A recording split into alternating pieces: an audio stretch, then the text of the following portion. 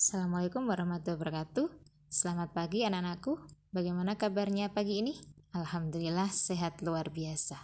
Oke, hari ini kita lanjutkan pembahasannya tentang penyakit pada sistem reproduksi. Bisa dilihat untuk penyakit yang pertama adalah penyakit gonore atau sering disebut juga penyakit kencing nanah. Penyakit gonore disebabkan oleh bakteri Neisseria gonorrhea. Gejalanya terdapat nanah pada saat kencing sehingga terasa panas. Oke, selanjutnya yang kedua adalah penyakit epididymitis ya. Kamu bisa melihat penyakit epididymitis, lihat gambar di sini ya. Epididymitis itu apa? Dari kata epididymis sama tis ya. Epididymis itu bagian epididymis, tis itu adalah peradangan, sehingga epididymitis itu adalah peradangan epididymis. Penyebabnya adalah infeksi atau terkena penyakit menular seksual. Gejalanya biasanya rasa nyeri disertai pembengkakan pada salah satu testis begitu. Kemudian penyakit berikutnya adalah herpes simplex genitalis. Nah, ini penyebabnya adalah virus herpes simplex genitalis simplex tipe 2. Gejalanya timbul rasa gatal atau sakit pada daerah kelamin dan adanya luka yang terbuka atau lepuhan yang berair. Ya. Kemudian penyakit berikutnya adalah klamidia. Penyebabnya klamidia adalah klamidia trachomatis. Gejalanya timbulnya peradangan di sekitar alat reproduksi baik pria atau wanita. Pada wanita, gejalanya biasanya berupa keputihan, rasa nyeri pada rongga panggul begitu.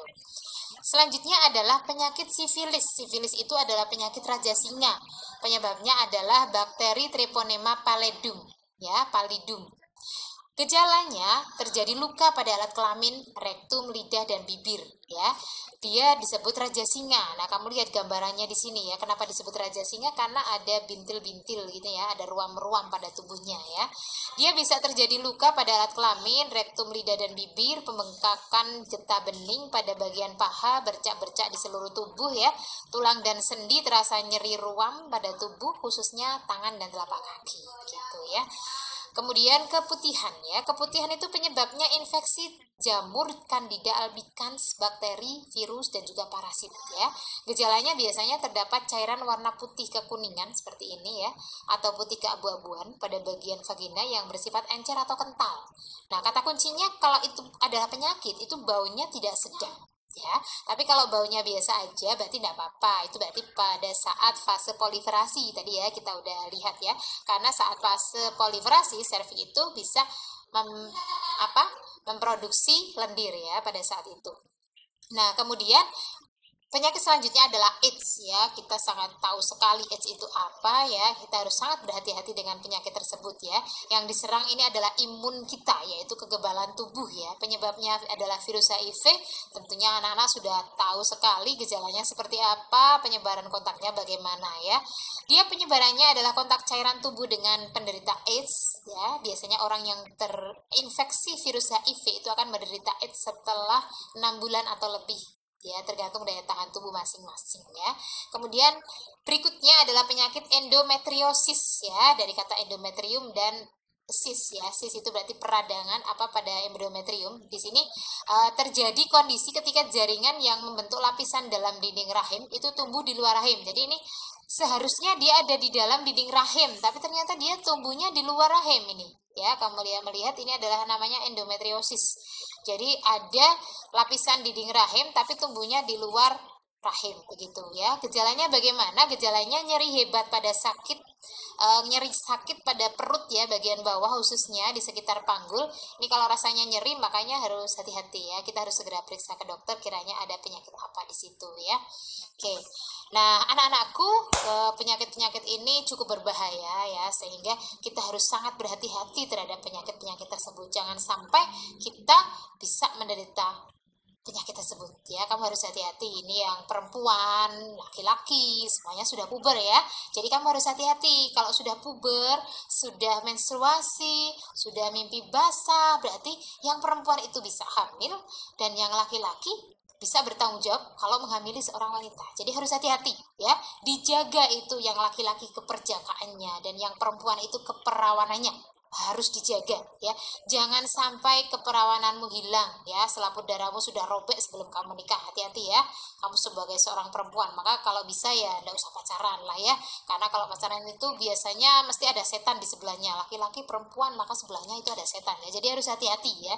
Maka lebih baik tidak usah lah pacaran-pacaran begitu ya. Nanti suatu saat nanti kalau kamu sudah sukses, itu tidak ada yang nggak mau sama kamu, jangan khawatir ya. Oke, kita lanjutkan. Kira-kira bagaimana ya Kak supaya kita bisa mencegah terjangkitnya penyakit sistem reproduksi ya? Kita harus sangat bersih terhadap kondisi pada sistem reproduksi kita ya. Di antaranya yang pertama, kalau kamu menggunakan celana dalam itu harus berbahan katun ya, jangan yang panas. Kalau yang panas itu tidak bagus ya bagi tubuh kita, akan terasa cepat lembab, apalagi kalau kamu habis buang air kecil atau buang air besar tidak dibersihkan ya, itu sangat berbahaya ya.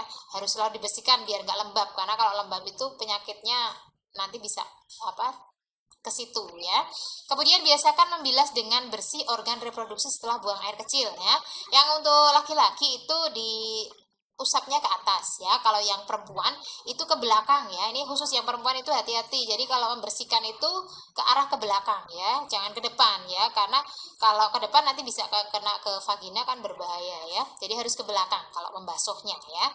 Selanjutnya mengganti celana dalam 2-3 kali sehari. Ini nggak boleh hanya sehari sekali ya, itu waduh kayak apa itu ya, kotor nanti ya. Jadi minimal 2 kali lah sehari ya diganti celana dalamnya. Kemudian memotong rambut yang ada di daerah organ reproduksi itu harus dipotong ya, jangan terlalu panjang ya, itu akan menjadi sarang penyakit nanti kalau terlalu panjang ya. Kemudian untuk perempuan yang sedang menstruasi, ini penting sekali ya, sering-sering ganti pembalut ya. Pembalut itu bisa kamu gunakan ya, yang pembalut yang dijual yang harganya berapa itu ya, yang Protek apa-apa, Softtek apa-apa itu ya, katakanlah seperti itu paling enggak maksimal 3 jam ya, maksimal 3 jam kamu menggunakannya ya. Kalau sudah 3 jam ya kamu harus ganti lagi ya. Kalau mau aman ya menggunakan pembalut yang menggunakan kain begitu ya, tapi kalau udah penuh ya harus diganti ya, harus sering ganti nanti. Kemudian hindari menggunakan panty liner yang perempuan ya, dihindari. Kalau perlu tidak usah, mending kamu bawa celana dalam yang lebih ya, biar nanti bisa ganti kelalelannya kalau sudah lembab atau basah atau sudah nggak nyaman ya. Kemudian jangan menggunakan pembersih kewanitaan ya, itu nggak bagus pembersih kewanitaan itu ya, itu hanya iklan saja, jadi nggak usah pakai lah ya. Yang penting kita bersih selalu diusap ya, menggunakan handuk kecil begitu ya, supaya tetap bersih ya, tidak lembab. Kemudian jelas kita harus rajin berolahraga ya, dan banyak konsumsi buah juga sayur sehingga kita bisa selalu sehat begitu ya. Oke, saya kira itu anak-anakku ya, cara kita mencegah terjangkitnya penyakit sistem reproduksi manusia.